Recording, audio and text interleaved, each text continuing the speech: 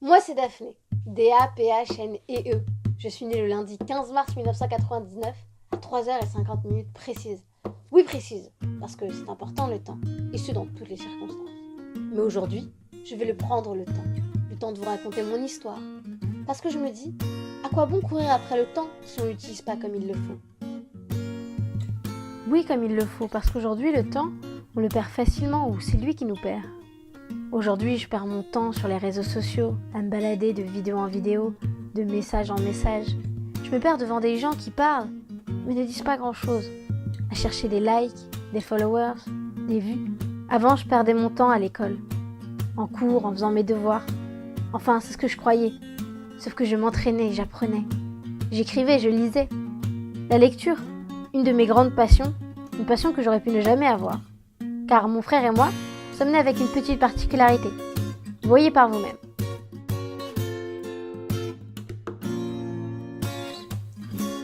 Bon, en clair, on ne voit pas grand-chose. Le jour où j'ai mis des lentilles pour la première fois, j'étais sur les genoux de ma mère. J'ai aperçu des sortes de lignes sur son visage. C'était la première fois de ma vie que je voyais des rides. J'avais 7 ans. Déjà toute petite, je me nourrissais d'images. D'images dans mes petits livres d'enfants. Mais surtout, d'images à la télévision. Je voyais tout. Je découvrais des horizons nouveaux. Seule à la maison, en attendant que mes parents rentrent du travail, je faisais passer le temps. Je regardais même des choses qui, disons-le, n'étaient pas forcément adaptées à mon âge.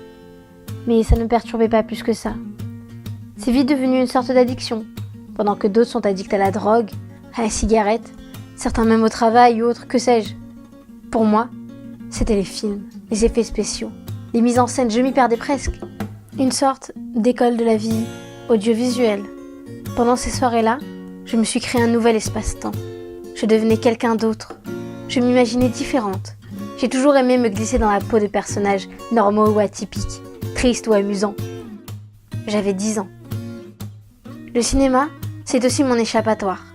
Il me permet de me déconnecter de ma réalité. Je m'imagine comme Suzanne dans un barrage contre le Pacifique. Dès que les lumières s'éteignent, chez moi ou au cinéma, je m'évade et j'accède à un autre monde. Je fais comme partie du décor, du scénario. Et lorsque les lumières se rallument, mes problèmes, qu'importe leur taille, reviennent petit à petit. Pourtant, l'euphorie que me procure le film reste dans un coin de ma tête. Il ne s'efface pas avec le temps. Il reste ancré là. L'interprétation de ce souvenir me devient propre. Je viens alors de gagner un souvenir, une partie de mon temps.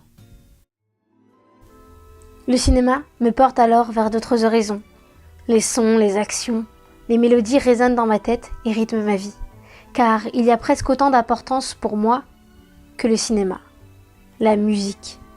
Un son, une note, un rythme, un tempo. Une joie, une peur, un suspense, un battement. Le temps s'arrête puis s'accélère. Il ralentit, il nous dépasse, il nous revient. Chronos ne contrôle plus rien, je suis perdue dans un labyrinthe imaginaire, bercée par une chanson qui me réchauffe, qui me terrifie, qui m'amuse, qui m'émeut. La musique a toujours fait partie de ma vie. Elle m'a bercée, elle m'a aimée, elle m'a fait grandir, elle m'a accompagnée et ce, tout le temps depuis ma naissance. Car depuis toute petite, j'entends ma mère jouer au piano, elle qui a toujours voulu que la musique fasse partie de nos vies. Je me revois petite à l'admirer quand ses mains défilaient sur le piano en jouant ce morceau. Aujourd'hui, elle ne peut plus. Aujourd'hui, je l'entends résonner dans mes oreilles. Aujourd'hui, elle ne peut plus se servir de sa main gauche. Elle ne peut plus jouer. Car un jour, on m'a dit que maman avait un cancer. J'avais 16 ans.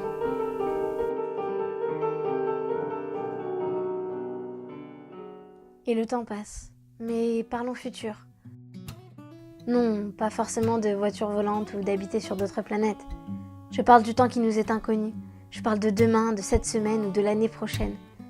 Je ne sais pas ce qui m'attend, alors je le rêve. J'ose envisager un avenir merveilleux, d'une vie sans intempéries, sans nuages et sans pluie. Rêver est une autre raison de m'accrocher à la vie. Je rêve et je me vois devant la caméra, derrière l'écran. J'interprète des femmes à différentes époques. Elles ont chacune leur histoire, idyllique ou tragique, peu importe.